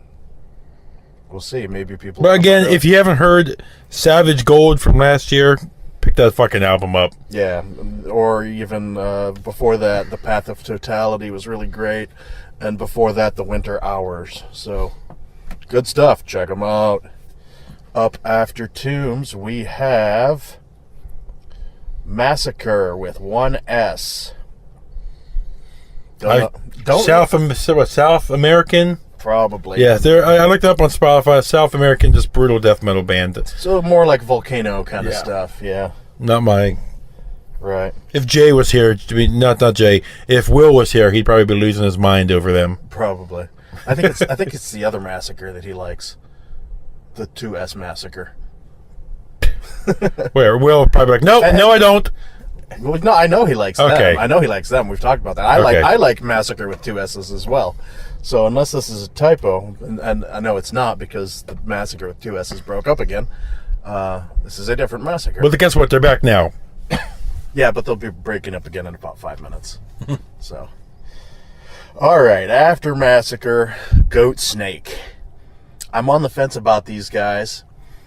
They're another Stoner sludge type of thing. Yeah, and they're just putting out their first album in 15 years or something like that. And I listened to some of the older stuff. I think I even got a promo for the new album, and I'm on the fence. It's like the style is pretty cool, but the music specific, son of a bitch. That's you. Fucking allergies, man. But the music specifically, it just didn't really grab me. It was like the style was cool, but the music was it was all right. So we'll see. Could be interesting. After that, there's a little band you might have heard of, Buke. They're called Primordial. You ever heard of these guys? Yes, I have. My album of the year last year, Where Greater Men Have Fallen. Again, another early time for these guys. Yeah. If you ask me. Yeah, I mean, this is even earlier than Triptychon was yesterday. It's almost insulting. I mean, And these guys have a long history. yeah, I would have put them later than Winter and later than Skepticism at the very least. Demolich, hard to say. The band only ever put out one album. So while they may be considered legendary, they only put out one album. I would put Primordial above them as well. So that's my highlight. That's what I've been looking to the most this whole weekend. Yeah, my top three there would have been, the last three headliners would have been Primordial, Neurosis, and Amorphous. But anyway, I'm getting ahead of myself here. So after Primordial, we have Winter, another one of these classic, doom death bands from the 90s, I think it was. Maybe late 80s, but I think it was early 90s. I'm curious to see what they're going to sound like. I've listened to, was it In Darkness, I think it's called? Or Into Darkness, something like that. Compared to what's out now, it's not all that spectacular, but I think it was probably pretty decent for the time when it came out. So we'll see what they sound like now. As we were talking at breakfast, we mentioned last night, this is made up of members of Serpentine Path are in it. So, is this the band you said I may like if I liked them yesterday? No, that would be... Okay, I'm sorry. That would be, let's see. Well, fuck me. That would be his technical difficulties. No, that would be a band coming later. We'll get to them. After Winter, we have an Alnathrock. And I'm very curious what this is going to be like. I bet you it's going to be... We thought Blood Red Throne yesterday was heavy. Oh, I'm certain it's going to be heavy. I'm just curious, is it going to be just two guys and they have a lot of programming going on? Or are they going to be, what do they do live? Do they fill out the band with, road musicians? I don't know. One thing I know for sure is it's probably going to be loud as fuck out here because their album is. Yeah. Their albums are. And so I am looking forward to seeing them because that should be interesting at the very least and awesome at the outside best. Then, after that, is Skepticism, one of the forefathers of the funeral doom subgenre. And that's the one I was saying that if you were really digging Serpentine Path yesterday, you might really get into this because this is probably going to be just fucking chest-crushing, fucking heavy music. So I'm definitely looking forward to seeing those guys. And after Skepticism, is Demolich. They're playing 55 minutes, so I assume they're playing their one album. They're probably just going to play the whole album. Don't really know what to expect with that. After that, fucking Neurosis. That's going to be badass. I would really have to think. You want to see these guys? I do. They have such a huge catalog, and I'm a little late to the party on them that I didn't know really where to start. So I don't know what type of set they'll play, because they have a lot to pick from. Yeah. But I'm excited because I know a lot of these people, when they list, bands of a certain genre you need to listen to, I always see their name come up. So. Yeah, definitely. So that'll be interesting to see there. I'm not super excited, but I know that they're good. So. Yep. And then finally, closing out the night, making sure that we can't leave early, is Amorphous, who will be playing the entirety of the Tales from the Thousand Lakes album. Yep. Which, if you were here, you were able to purchase one of the limited edition 100 copy reissues from Relapse of Tales from the Thousand Lakes. We both picked up a copy. We're good consumers. I'm really looking forward to that. I went back and listened to that album again. Mm-hmm. It's an awesome album. It is. I really have gotten into their later stuff. Their Skyforger album. I know their styles changed a little bit over the years. Not the real heavy sound that they had when they first came out. I like them a lot. I really like the Circles, the last one that came out, and the one before that, Beginning and... Yeah, and, Beginning of End Times, is that it? Something like that, yeah. Yeah, those are really good. Yeah, their last three albums I've liked. Yeah. Well, they had sort of a middle period. It's like they started off with Tales of the Thousand Lakes, kind of death metal style, and then they started getting cleaner, and they started doing clean vocals, and then they really only did clean vocals for a couple albums, and I just didn't really get into that stuff, so I stopped listening to them. You think this is their first time here in the States? No, I don't think so. Someone's like, no, it's their seventh. Yeah. No, I don't know. I've never seen them before, but I feel like they had to have been here before. I mean, I think one of the guys in Ninth Circles was saying that, I think it was him. Somebody said that they tried to see him like 5 years ago, or something like that. So I can't wait to see the singer's dreads also. He has like the dreads, like the 4 foot long dreads. Yeah, I hate those. Oh well, what are you gonna do? Yeah, what are you gonna do? Guess I'll drink a beer. Yep. Is that Thunder right here, or is that a band warming up? I think they're probably sound checking. Yep. So, yep. All right, well, that's it. Like, I'll give you guys a little taste of sound check. You can't hear anything. Of course, it fucking stops now. Yeah, but you can see the lights going. And I bought a new car. So George and I came to Deathfest in a Toyota Prius. The most metal of Prius. Yes. So we're sitting here in my fucking Prius now. Just being badasses. Yeah, that's why nobody's parking next to us. That's right, man. We're metal and we're saving the planet. Bitches. Who was that band that was always for the planet? The Biohazard? Not really. No. Oh, God. Earth Crisis. Earth Crisis. That's it. I'm sorry. Yes. Yeah. Nah, fuck the planet. Planet's just fine. It's the humans that are fucked up. Planet'll recover. People won't. Okay, well, we'll check in later. Since we have the car here now, George and I will be out here to sit in the car and talk later. Yep. We'll probably give you a mid-show update. Right on. See ya. See ya. Okay, this is Buke and George. Hello. George is drinking a fucking beer. We're back up with our friends again from the Nine Circles podcast. And we're here drinking some more beer in the parking lot. I always fucking put the mic too close. I get excited like a little schoolboy.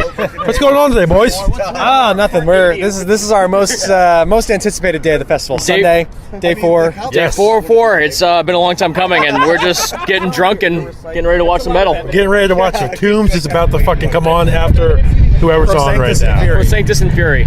I called them Infurious Pro Sancti. That wasn't quite right. I messed them up. But I don't know who they are anyways. Yeah, but again, we mentioned and we talked yesterday. Tombs is about to come on. George and I just said easily one of the best albums of last year. Absolutely. Savage Gold. Yeah, one of the best bands here in the whole. They rounded out my top 10 last year. Yeah. They were number 10 on my list. They were number 10? Yes. Yeah. Oh wow. I can rally them off. There were some good ones. So my top 10 last year. I'm not going to remember all of them, but Solstafir was in there. Allegiant, Behemoth, Panopticon. Stranger was one of the most ridiculously amazing albums. I got to ask you about Solstafir. Yeah. Great album. I'm not denying that, but it's in no way a metal album. It's Do you post metal. I love Solstafir, and I like them for what they do. I don't look at them the same way I see black metal or any other subgenre. I just say this is a Solstafir album, and once you separate how you listen to it from everything else, and you don't categorize it, then you really appreciate the listen. Right. Like I said, I think it's a great album, but I'm not sure it belongs on a top 10 metal list.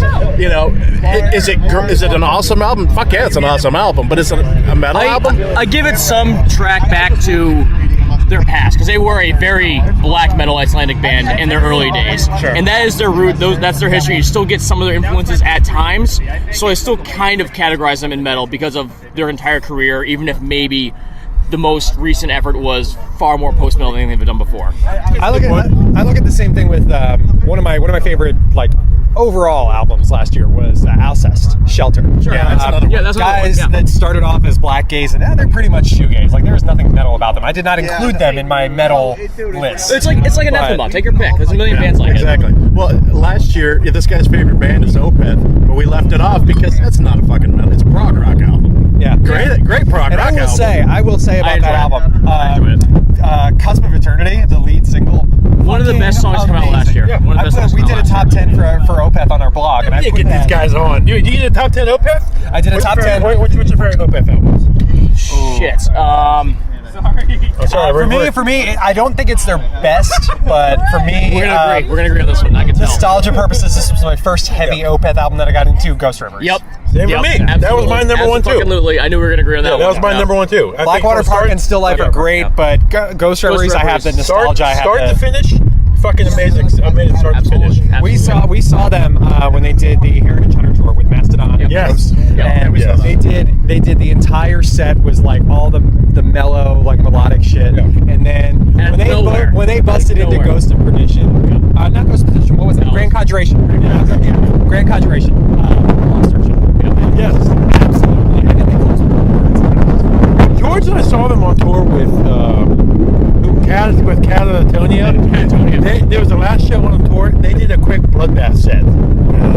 Yeah, that's incredible. And it's fucked up because we interviewed Michael before the show, which is like it's on our YouTube. It's the most fucked up interview ever because he's in the corner and he's fucking. It looks like an interrogation. It's slightly out of focus because they stuck us in like the hallway that goes between the stage and the back area, and there's people walking back and forth, and so I kind of had to back him into a corner with the camera, and like I said, it was out of focus because I didn't have a chance to really play with the settings any. Yeah. And we asked him, we're like, so you going to be doing anything with Bloodbath anymore, or any more harsh vocals ever again? And he was coy. Yeah. I just saw them this past January, or maybe it was December, when they were on tour with In Flames. And the first two tracks, as expected, were right off the new album, Cusp of Eternity. But right after Cusp of Eternity, they didn't come around our area here.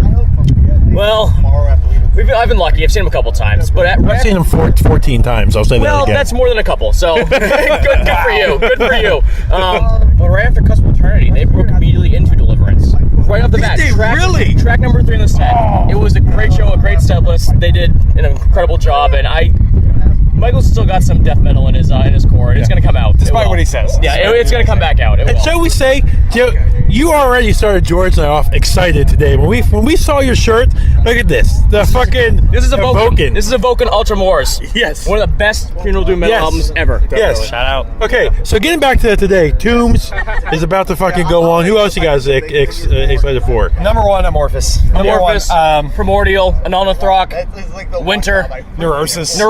So do you know if Anonathrok have like guys that come out with them, or do they just play the two of them? I don't know. That's a great question. I've never seen them before. That's a great question. Truth be told, I hadn't really even listened to them before Desideratum came out last year. Manitas is fucking killer. You listen to that album? I listened to it since, but I wasn't. I've only been familiar with them for about 6 months now. Okay. Still have people. Yeah. Still have people. That'll be good. Primordial is probably my highlight of the day. Maybe two. Well, fuck. After Alan yesterday, after Twilight of the Gods, because that was my favorite album of last year. Dude, it was in my top three. It was just a perfect start to finish, just a perfect heavy metal album. Just not super heavy in parts, but you can't. Album. The thing I love about Primordial is you can't really classify them, right? Because like they have black metal, but it's in such a unique way, from the vocals down to the pace. Well, everything else. Alan, you can tell he's very clearly influenced by like the classic vocalists, like the more melodic. Like I hear shades of Dio. I was hearing in shades of Dio like a little Matt Barlow. Yeah. I can hear that. Yeah. I took a quick like Instagram video yesterday of like one of his just. I was like, I have to capture this. This dude is otherworldly. It was fantastic. You may lose me if Primordial opens how when Greymen have fallen. Oh yes. If they open with that track, if they open with that same for me. I will disappear. So will I. will disappear, and I will have exploded into a million pieces of amazing. That was one of the best songs. One of the best songs I've heard in the longest time. Yeah. The lyrics and everything in that song. Everything is just. And I don't know why they're not getting behind that song more. I don't know. You see them why they're playing it 4 o'clock. Yeah, they need to be one of those bands. They're one of those bands. Like I think of last year, like Uncle Acid. They set them up when it was still like pretty light out, and I was just like, no, this is a band that likes to play in darkness. Right. Like set them up a little bit later on. And Uncle Acid kills it. They could have easily carried like an 8:30, 9 like an 8:30. Yeah, exactly. Exactly. But obviously they had some bigger names to attend to. So same thing with Triptych.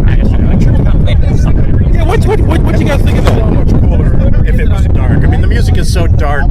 Well, that's the thing, though. It seems weird. Even Serpentine Path, it seems weird seeing these doom metal, slow, sludgy, penetrating riffs, and then it's like 80 and sunny, and you're like, oh, this is so nice, but my heart hurts, Welcome to just about any band that plays the 70,000 tons of metal cruise. Though. I know, like, right? As much as we want to go to that, and as much as like this will happen in the next couple of years, I'm assuming. Yeah, the Metal Sucks guys go on that, and we were listening to their coverage and going, man, we got to go to that thing. Yeah, we're planning on I have never met Chuck or Godless, but like we tweet with them all the time. Yes, they seem like fun dudes. Yeah, they do seem like fun dudes, except when they kind of mess with George a little bit.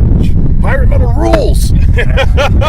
Hailstorm for days. But we did it because we were doing our top 20 albums on our podcast, but they came on for our year-end episode, and so we're like, well, what else can we do? Let's do top 10 songs of the year. That's good, yeah. Which is, for me at least, was very different because I based it on whether it was catchy in my head, something that gets stuck in my head, which is a completely more commercial beast than my albums. And my number one song for last year was Hailstorm Drink.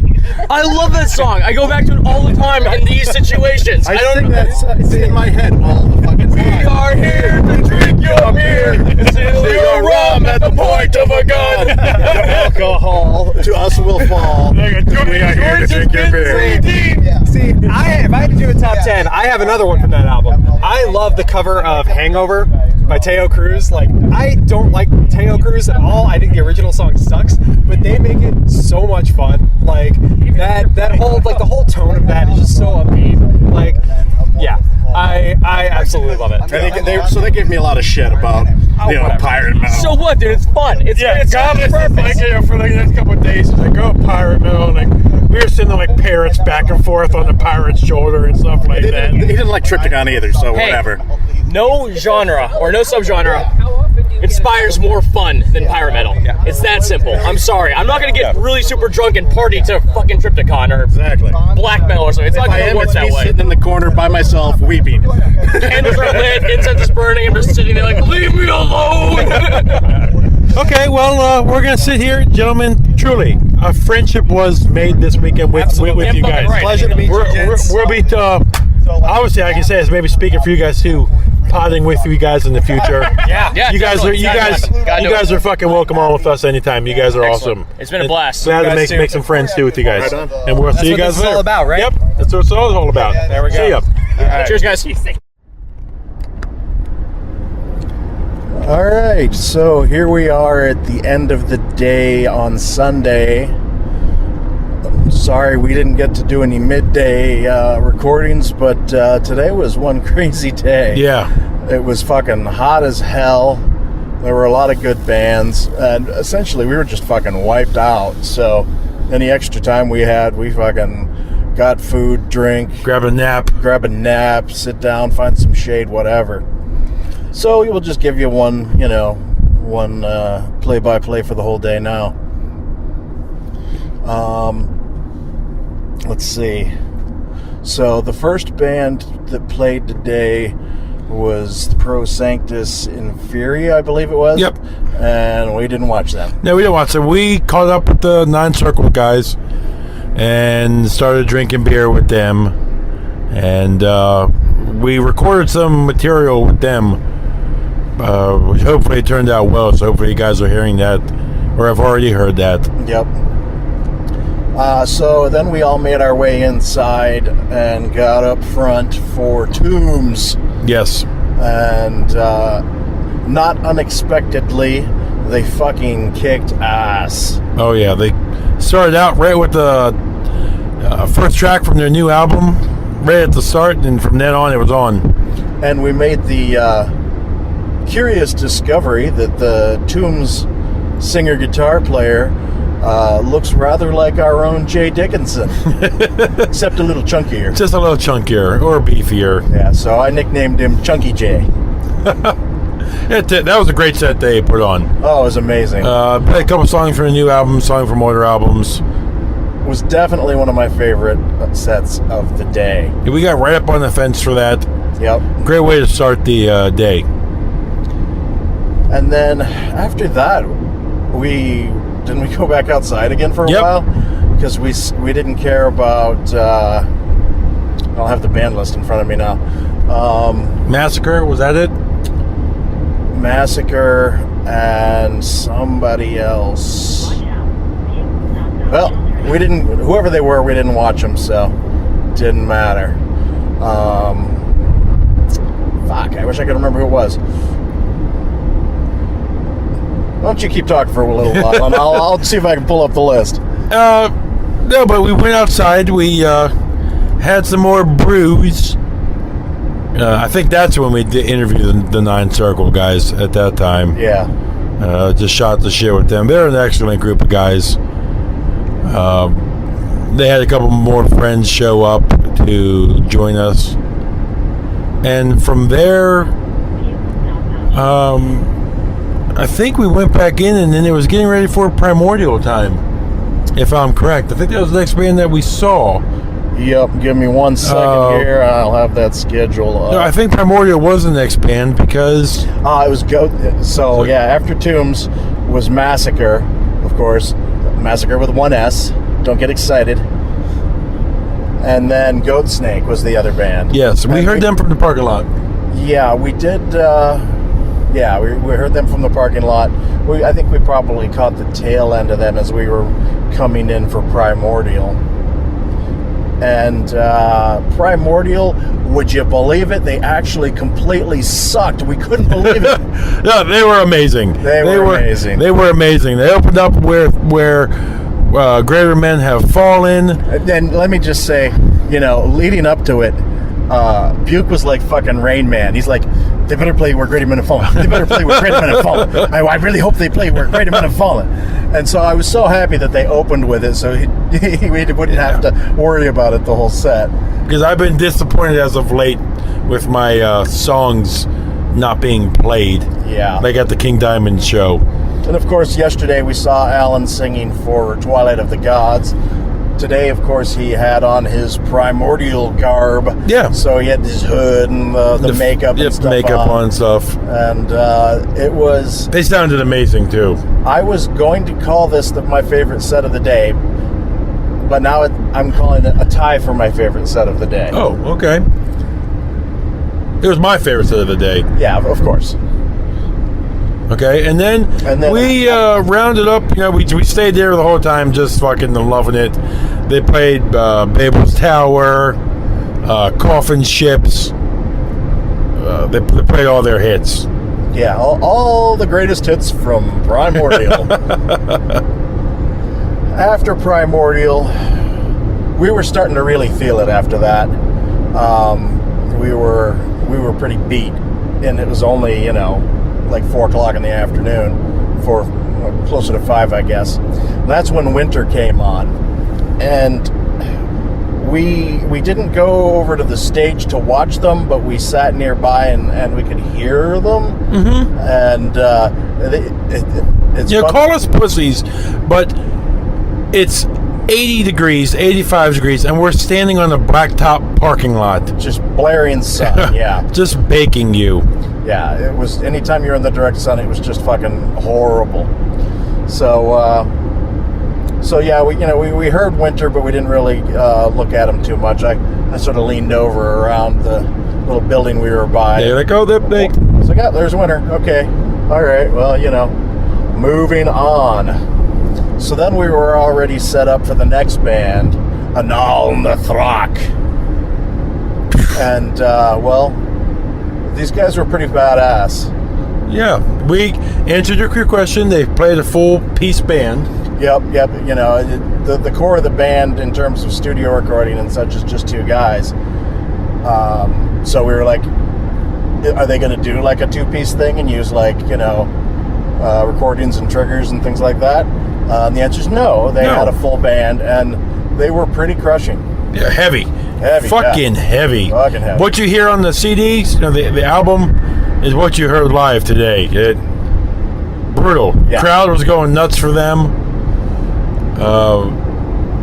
Interesting enough, they when we had seen a bunch of heavier bands before them, you think it can't get any heavier, they shatter those walls. Yeah, that was pretty damn heavy. So then after that, actually, towards the end of the Winter set, sorry, not end of the Anal Nathrak set, Buke was he was beat. He was gone. And he had to go out to the car and just chill for a bit. So I stuck around for the end of Anal Nathrak and the beginning of the next band, Skepticism.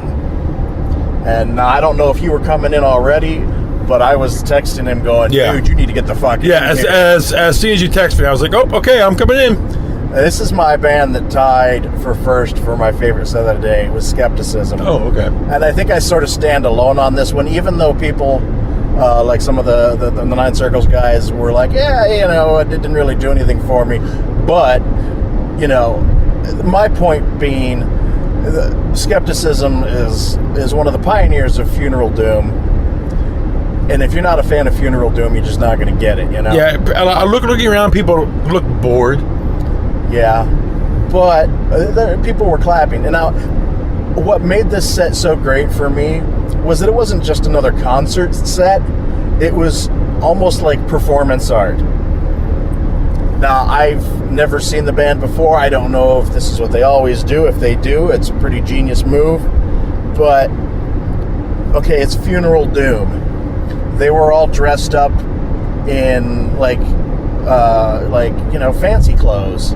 Tuxes. And I was like, what's that all about? And I finally was like, they're dressed for a funeral. Yeah. I was like, that's so fucking badass. And they're heavy as shit. They're a Funeral Doom band, but they don't have a bass player. He's a keyboard player, I guess, but he was basically an organ player. And so there's a guitar player, an organ player, a drummer, and a singer. And first of all, the music was just hauntingly beautiful. and then the vocals would just be like, Yeah, the whole time.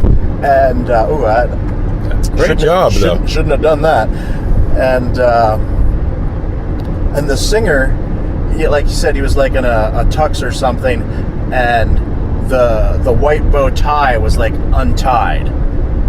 He looked like disheveled, like something had happened. And what really made it for me was the singer. In Funeral Doom, there's a lot of music where there's no singing. And he could go off stage or just stand there or do whatever. But what he could do, the emotion that he could give just standing there, was like a slap in the face. It was like, holy shit. It was just incredible what he could communicate by gestures and facial expressions alone. You know, he looked like... He looked very somber. Forlorn. Yes. You know, yes. He looked like... And like with the smoke drifting across the stage. Smoke was hanging. Do you notice the smoke was really hanging? Yeah. A little heavy for them? And it was like he had just lost his love. Yeah. Or he had just gotten in a car accident and his somebody that he loved lay dead at his feet. He was just... And it wasn't like melodramatic. It was just very... somber and just like forlorn. The crowd wasn't even cheering. The crowd was kind of feeding into it too. It was like heartbreaking. I was like, wow, that is truly the spirit of Funeral Doom there. Again, this is in broad daylight. Yeah, that we're feeling this way. Imagine a dark venue. Yeah. He was simply phenomenal. And had you listened to other? I know you've known of them. I've got a couple other albums, but on in your headphones or whatever, it's just another Funeral Doom album. Yep. But to see this performed live, the way that they do it, I felt it was something truly different and very special. And I mean, everybody was clapping, and I think. Maybe people who didn't know them didn't know what was going on, but they felt something, I think. Do you think this was the right venue for them on the bill? I don't see why not. Okay, I'm just saying, surrounded by all these other extreme bands. They're not, light by any means of it. I mean, Twilight of the Gods isn't death metal either. I just didn't know if you thought that they, would have been better off. I like a little diversity in the sets. So do I. It's Maryland Deathfest, but it's nice to have some other styles in there to mix things up. So I thought that was just a truly phenomenal set. But by the end of this, just completely sapped us. So while I kind of wanted to check out Demilich, I'm not exactly sure how that's pronounced. This is at the point where we were like, fuck this, we have to. And we have been drinking beers all day. Yeah, it's always good to do that in the heat, because without water, you don't get dehydrated or anything. So we went out to the car and crashed hard. Yeah. I actually have some video of Buke snoring. And so yeah, we crashed for most of their set. But talking to I'm drawing a blank on his name. Dan?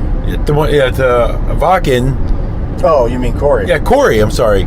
Corey said that going to Vakin and stuff, it's common for people to go back to their campsite, to their tent, in between a band they really don't want to see, grab a quick nap, and then hey, you're right back in it again. Yeah, it's common. We're not pussies. Come on, I'm trying to. Yeah. So we caught that. We went in before the band had finished, because Neurosis was coming up next, so we wanted to be prepared for that. And we caught the tail end of them, and it actually sounded pretty good. I'm not a real big fan of their one album that they put out back in the early 90s. I know it's a classic, but the recording quality, the vocal quality just didn't really do anything for me. But they played well, I thought, from what I heard. I thought they sounded really good, so right on. But then, of course, Neurosis. Yes. Not unexpectedly again. No. They were pretty badass. Yeah.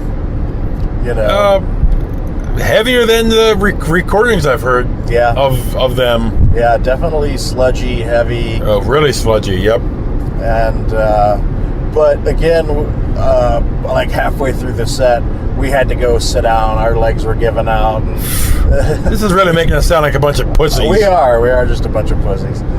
But I mean, we were still within, Yeah, we're. I don't know, 30, 40 yards of the band. So we still listened, and actually towards the end of that set, I looked up and I was like, "Hey, Buke, isn't that Nick Barker walking by?" And he's like, "Oh, wait, what?" And so he fucking jumps up and runs off after him, and I'm like, all right, here we go. There we go again. There we go. Mr. Social Butterfly on the prowl. So I drag my broken ass I'm like, come on. after him, and he's already engaged Nick in conversation. And so I catch up and jump in, and we shake hands, and we all take pictures together, and it was cool. Nick was a very good guy. nice guy. Very nice guy. Very happy to talk to us, and very humble. We were heaping praises on him as to what a great drummer he is, and he was very, just like, oh no. Yeah, I asked him what he's doing now or other projects or something. He said he's kind of taking a step back and working more in the background in the promotions, working with bookings and stuff. Mm-hmm. So, in case you're a Nick Barker fan, aside from Twilight of the Gods, that's what he's working on now. Yep. So then we finally get to the headliners of the day, the last band at the Edison lot, Amorphous. Yes. And they came out and they were going to be playing the entirety of Tales from the Thousand Lakes. And I cannot guess that anybody left there disappointed in that. No. There were a few complaints about the sound quality. I will agree. But I don't think any metal show is going to leave everybody. You're not going to find anybody that doesn't have any complaints about the sound. The mix was just bad. Yeah. But they certainly put on a great show. Yeah, they came out though. When bands play the whole albums, I don't mind. I know they're a little pressed for time. Yeah. If they would have come out and maybe played some other songs first and then roll into it, cool. Yeah. But I know time here is an issue. Yeah, time is at a premium.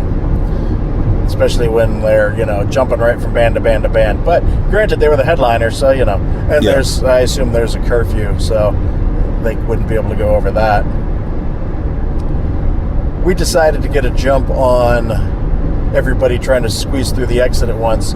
So during the last song, we started walking. And, watch out there, buddy. And as we're walking by, I saw somebody that I knew. Somebody from a local band that I'd met a few months back, and I was like, "Oh, hey, Buke, I gotta chase him." I started chasing the dude down. George actually starts running after this guy, and as he starts, as George is literally starting to hustle, I see the members of Triptychon. 3 members of Triptychon, the guitar player, the bass player, and the drummer, are stopped talking to some people, and he's like, George. I'm like, dude, I gotta get. Yeah, George's like, Buke, I have to go. And I wanted to say, I mean, it's no disrespect, but fuck him. Yeah. George, here's your Triptychon right here. And I finally understood what he was talking about. So I was like, look to the guy I know, look to Triptychon. I'm like, not even a choice there. So I ran over and joined Buke, and I immediately started gushing to the guitar player, just like, we have a podcast, and your album was my number 1 choice for last year. And he's all like, oh, thank you. And, also very humble. Yes. And I can't take my eyes off of the bass player. She's the bass player is gorgeous, quite stunning. And So then again, we both took pictures with the three of them. Yeah, I mentioned, hey, sorry, you were really playing heavy. You broke your bass string. She goes, very nice and innocent. She says simply, it happens. It happens. It happens. Yeah. I was hoping to try and get her on the podcast. I think I mentioned that last night. And I was doing a little research in the car here, and she has pretty much no internet footprint whatsoever. The only thing that she has online apparently is a Twitter account that she never uses. So I don't know if I'll be able to pull that off. I might try contacting the label and see if they'll hook something up, but I'm kind of guessing she probably doesn't do interviews. So we'll see. So anyway, that was a great capper to the evening. Again, these pictures are on the Instagram, the Twitter, the Facebook. Yeah, so you can check that out. And I've been posting stuff to Twitter for the last 2 days, pictures and stuff, so you can check that out. I was a little inconsistent, some of it was Twitter, some of it was Facebook, some of it was Instagram. I forgot if I posted it to Instagram, it would post it to both of the others. I should have been doing that all along, but anyway, so that was a great capper to the whole weekend. From there, we walked out to the parking lot. We waited for the 9 Circles guys. Said great meeting you and all that, which it was. It was truly an honor talking to them. It's the best part of going to these shows is meeting people and just, getting to know people. So making friends. Yep. So we had a blast there, and we parted ways, and now we are headed home, and we're really fucking thirsty. Yeah, we're fucking dying, and everything's closed. And everything's fucking closed this late on a Sunday night, so it looks like it's going to be home before any liquids are to be found. So, sorry. And it is Memorial Day now. It's here in the States. It's just a little after midnight. George, you will be spending tomorrow recuperating, huh? Yeah, I'm going to be... I was joking. I was saying I'll wake up on Tuesday because I'm fucking tired. I will be tomorrow. Let me first off say happy birthday to my wife, Stephanie. Happy birthday. Love you, babe. Even though she doesn't listen to this, but I love you. Yeah, it's there. If something ever happens to me, there's your voice. There's your drop. Yep. All right. But I work, so I gotta pick my fucking self up and go to work tomorrow. Yep. But I have a whole fucking list of bands to play tomorrow. Hell yeah. A bunch of vinyl to listen to in the morning. Exactly. George, one thing you take away the most from the weekend? Probably pain. Well, I feel like it was a really good experience. It's something we probably should have done earlier, but it's definitely something that we will be doing again. So, mine, it stuck with me. It's something I thought of when I told you I would have when we potted later. Being surrounded by true metal fans. Yeah. You didn't see, we've all been to the concerts. You didn't see one Slipknot shirt. No. You didn't see any Opeth You didn't even shirts. see Opeth. You didn't even. I'm serious. You didn't see a lot of the, entry level bands. Right. You saw true metalheads here. Yeah. From all over. It was cool just being part of that. Yes. Something that every place we went to. If it was getting beer, if it was, drinking last night at the club. Being surrounded by all these people that look way cooler than we do. Yes. But hey, what are you going to do? But, people are like, oh, what are you there for? What type of bands? We belong to that today. And we talked to a lot of people who asked about our shirts and was like, hey, what's this about a podcast? And, told them about the podcast, handed out some cards. If any of you guys are listening, truly, hey, thanks. What's up? So thanks for listening.